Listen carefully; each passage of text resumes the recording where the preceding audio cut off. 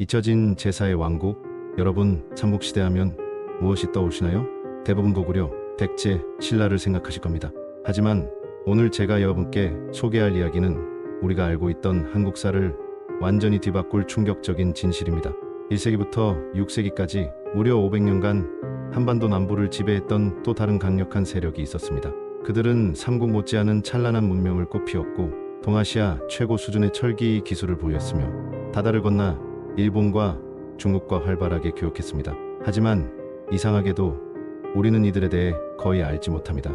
마치 역사에서 의도적으로 지워진 것처럼 말이죠. 오늘은 잊혀진 왕국 가야 연맹에 숨겨진 비밀과 그들이 사라진 미스터리에 대해 파헤쳐 보겠습니다. 먼저 가야가 정확히 무엇인지부터 알아보겠습니다. 가야는 하나의 통일된 왕국이 아니었습니다. 현재의 경상도와 전라도 일부 지역에 흩어져 있던 수십 개의 작은 나라들이 연합체를 이룬 것이 바로 가야 연맹이었죠. 주요 가야 소국들을 살펴보면 가장 유명한 것이 금관가야입니다. 현재 김해 지역에 위치했던 금관가야는 초기 가야 연맹의 맹주 역할을 했습니다. 그 다음으로는 대가야가 있는데 현재 고령 지역에 자리 잡았던 대가야는 후기 가야 연맹을 주도했죠. 이외에도 아라가야, 성산가야, 소가야, 고령가야 등 크고 작은 나라들이 존재했습니다. 흥미로운 점은 이들이 서로 완전히 독립적이면서도 필요에 따라 연합하는 매우 현대적인 형태의 국가 체제를 운영했다는 것입니다. 가야의 시작은 기원 후 1세기경으로 추정됩니다. 삼국유사에 기록된 가야 건국설화를 보면 하늘에서 내려온 6개의 황금 알에서 6명의 왕이 태어났다고 합니다. 물론 이는 심화이지만 여러 소국이 동시에 건국되었다는 역사적 사실을 반영하는 것으로 보입니다.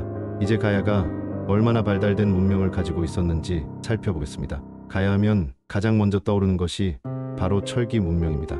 가야는 동아시아에서 가장 뛰어난 철기 제작 기술을 보유하고 있었어요.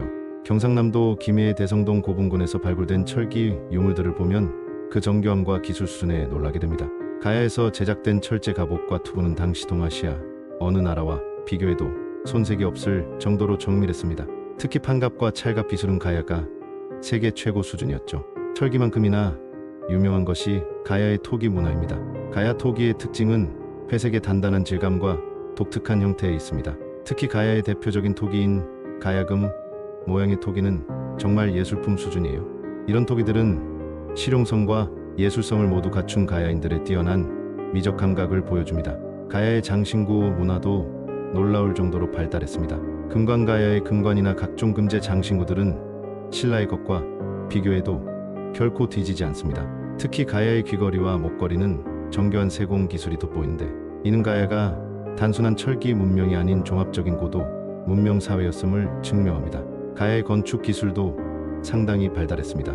고령의 지산동 고분군을 보면 거대한 봉토분과 석광묘의 규모가 당시 백제나 신라의 것과 비교해도 손색이 없어요. 특히 대가야의 지배층 무덤에서는 순장의 흔적도 발견되는데 이는 가야가 상당한 권력 구조를 가진 체계적인 국가였음을 보여줍니다. 가야의 진짜 힘은 바로 국제교역에 있었습니다. 가야는 지리적으로 한반도 남단에 위치해 있어서 바다를 통한 교역에 매우 유리했어요. 낙동강과 남해안을 끼고 있던 가야는 이를 적극 활용해 동아시아 해상 교역의 중심지 역할을 했습니다. 가야와 일본의 교역 관계는 정말 놀라운 수준이었습니다. 일본 각지의 고분에서 발견되는 가야 철기들을 보면 가야가 일본의 철기 문명을 전파한 주역이었음을 알 수 있어요.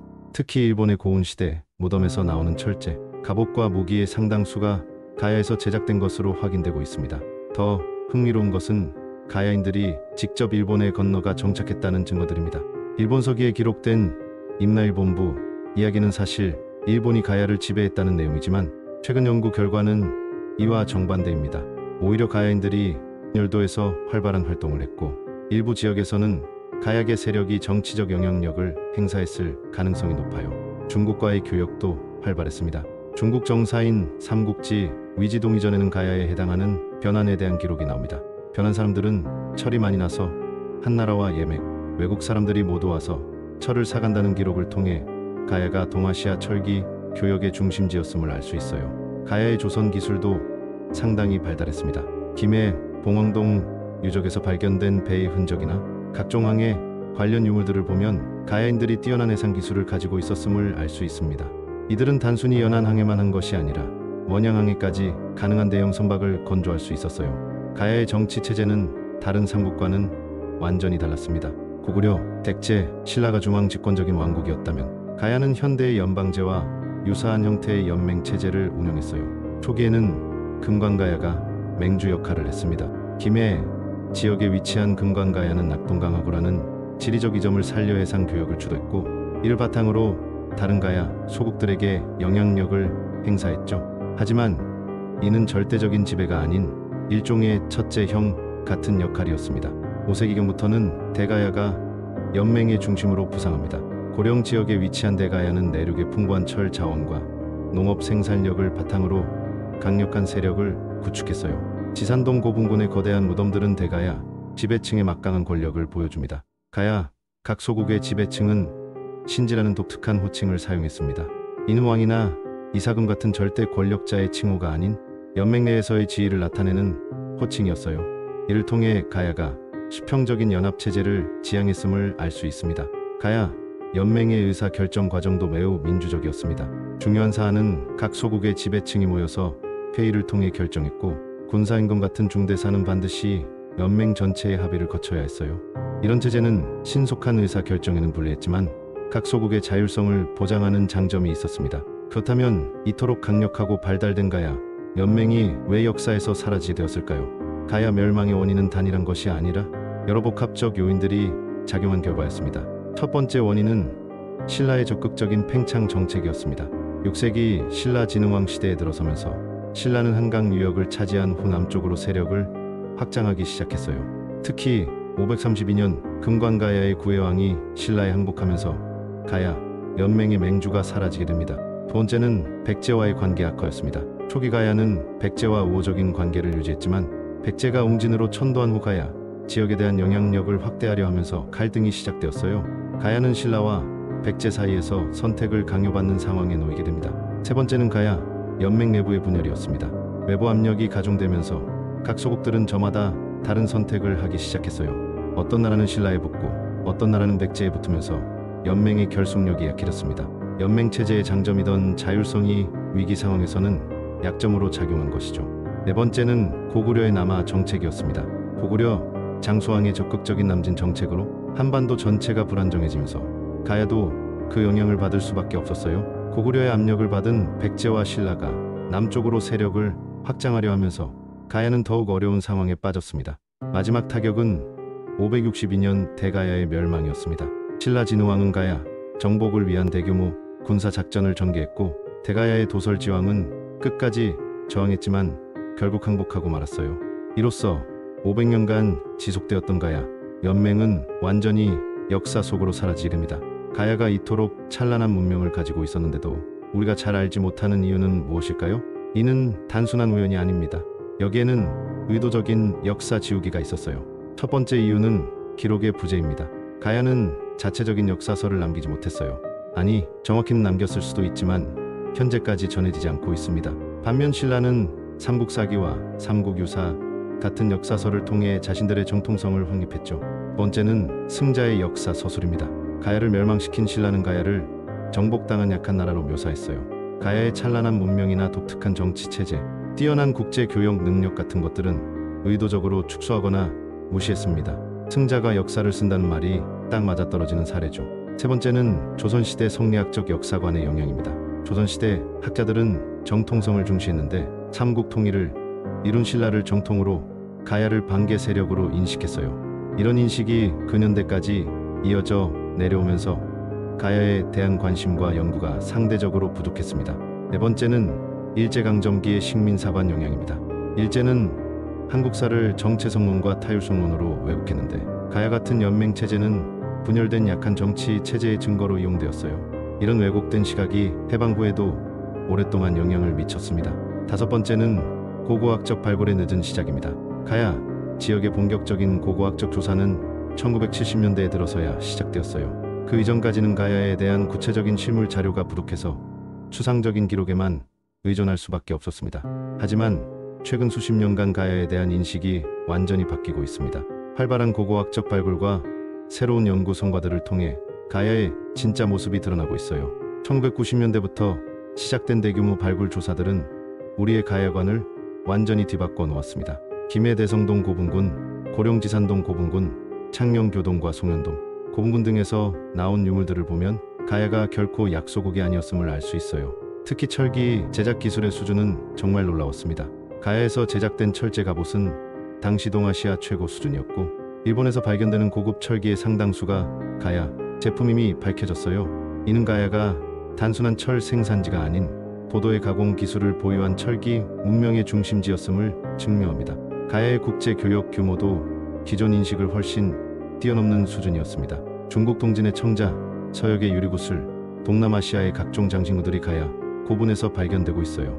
이는 가야가 동아시아를 넘어 광범위한 국제 교역망을 구축하고 있었음을 보여줍니다. 2013년 가야사 연구복원 사업이 시작되면서 가야 연구는 새로운 전기를 맞았습니다. 국가 차원에서 가야사 복원에 나서면서 대규모 예산과 인력이 투입되었고 그 결과 매년 새로운 발견들이 이어지고 있어요. 2019년에는 가야 고분군이 이 유네스코 세계문화유산 잠정 목록에 등재되었습니다. 이는 가야 문명의 세계사적 가치가 국제적으로 인정받기 시작했다는 의미입니다. 앞으로 정식 세계문화유산으로 등재될 가능성도 높아 보여요. 그렇다면 가야 연맹이 현대 우리에게 주는 교훈은 무엇일까요? 저는 세 가지 중요한 메시지가 있다고 생각합니다. 첫 번째는 다양성의 가치입니다. 가야는 통일된 하나의 왕국이 아닌 다양한 소국들의 연합체였어요. 각 소국은 저마다의 특색과 문화를 유지하면서도 큰 틀에서 협력했습니다. 이는 현대 사회가 추구하는 다양성 속의 통합과 정확히 일치하는 가치죠. 두 번째는 개방성과 국제성입니다. 가야는 폐쇄적인 대륙 국가가 아닌 바다를 통해 세계와 소통하는 해양 국가였어요. 다양한 문물을 받아들이고 자신들의 우수한 기술을 세계에 전파했습니다. 이는 현재 한국이 추구해야 할 개방적 국제주의와 맥을 같이 합니다. 세 번째는 기술과 문화의 창조성입니다. 가야의 철기 기술, 쿠기 제작 기술, 조선 기술 등은 단순한 모방이 아닌 독창적인 창조였어요. 외국 문물을 받아들이되 자신들만의 색깔로 발전시킨 것이죠. 이는 현재 K문화의 성공과도 연결되는 지점입니다. 가야의 연맹체제는 현대의 연방제나 EU 같은 초국가적 협력체의 원형이라고 볼 수 있어요. 중앙집권보다는 지방분권을, 획일성보다는 다양성을 추구한 가야의 정치, 철학은 21세기 민주주의 사회가 지향하는 바와 일치합니다. 하지만 가야의 멸망도 우리에게 교훈을 줍니다. 아무리 좋은 가치와 시스템을 가지고 있어도 외부의 위협에 대한 대응 능력이 부족하면 생존할 수 없다는 것이죠. 연맹체제의 장점인 자율성과 다양성이 위기 상황에서는 분열과 약점으로 작용할 수 있다는 점도 기억해야 합니다. 오늘 우리는 잊혀진 왕국 가야의 놀라운 이야기를 들어봤습니다.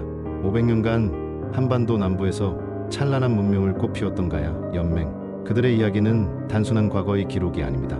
가야는 우리에게 다양성과 개방성, 창조성의 가치를 보여주었습니다. 그리고 동시에 분열의 위험성과 위기 대응의 중요성도 일깨워 주었어요. 이는 분단 상황에 있는 현재 우리나라가 깊이 새겨들어야 할 교훈이기도 합니다. 앞으로도 가야에 대한 연구와 발굴은 계속될 것입니다. 어쩌면 여러분이 살고 계신 그 땅 아래에도 가야의 흔적이 잠들어 있을지 모르죠. 1500년 전 가야인들의 꿈과 희망, 그들의 지혜와 창조성이 여전히 우리 곁에 살아 숨쉬고 있을 것입니다. 가야는 정말 사라진 것일까요? 아닙니다. 가야는 우리의 DNA 속에, 우리의 문화 속에, 그리고 우리의 정신 속에 여전히 살아 있습니다. 다만 우리가 그것을 잊고 있었을 뿐이죠. 여러분은 가야 연맹에 대해 어떻게 생각하시나요? 이들의 연맹 체제가 현재에도 의미가 있다고 보시나요? 댓글로 여러분의 생각을 들려주세요. 그리고 이런 우리 역사에 숨겨진 이야기들이 더 궁금하시다면 구독과 좋아요도 잊지 말아주세요. 다음 영상에서는 또 다른 잊혀진 역사의 미스터리를 들고 찾아뵙겠습니다. 감사합니다.